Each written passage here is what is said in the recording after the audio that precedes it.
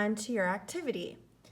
We have some figurative language in famous fiction task cards, and you'll see that it says for each of the 32 task cards you are given, you must identify, name, and explain an example of figurative language contained within the given extract. Well, let me tell you, I have only given you 5 slides, one for each of the 5 in the video.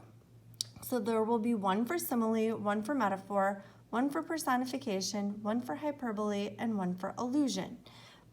All right, so you're going to, first of all, when you open this slideshow up, you're going to need to make a copy of it. And when you make a copy of it, I want you to put your last name at the beginning of the name of the file. So it should have your name and then the name of the file. And that's what I'm gonna ask you to turn in. Okay, so here is a glossary. This has all of our important to know terms for figurative language and some that are just simply nice to know, or terms that I'm not necessarily going to test you over. I'm not going to test you over all of these terms. So the 5 are here. You can refer back to hyperbole or simile or any of the 5 that you need to refer back to.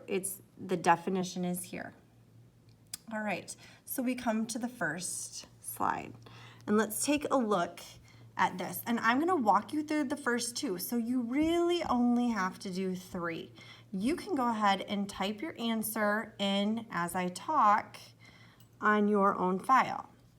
So this is a little extract from The Lord of the Flies by William Golding. And it says, the smoke was a tight little knot on the horizon and was uncoiling slowly. Beneath the smoke was a dot that might be a funnel. Ralph's face was pale as he spoke to himself. They'll see our smoke. Piggy was looking out in the right direction now. It don't look much. He turned round and peered up at the mountain. Ralph continued to watch the ship ravenously. Color was swimming back into his face. Simon stood by him silent. All right, so these boys are on an island, and they've been on a airplane that crashed, and they're alive on this island by themselves. Anyway, here's what I'm being asked to do. Identify and explain the metaphor used in this extract. So I already know that I'm looking for a metaphor. And if I look back over here, it hits me right away. The smoke was a tight little knot on the horizon. So there it is right there.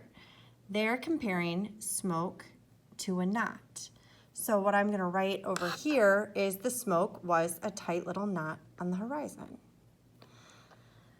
Now I have to explain why the technique is used and what it means, how it is effective. So here I would write something like, both the smoke was so tight it looked like a small knot. So I know that that smoke is really tight and like coiled in on itself. The smoke is all kind of sticking together in this knot, like 2 ropes in a knot stick together, right? When I tie my shoe, they stick together if I've done a good job. So a nice tight knot is what the smoke looks like. So that's what I would write over there. So please don't make this harder than it has to be. That one is pretty simple, right? Metaphors can compare 2 things that are not alike. I usually would not compare smoke from something burning to a knot. Those are 2 very unlike things. But by comparing them, William Golding, the author, does a pretty good job of showing me what that smoke looked like. It was all coiled up. It was a tight little ball of smoke. So that's what I would put on this card. Boom, I'm done. So now I go to the next one. Oh, going by, sorry. All right,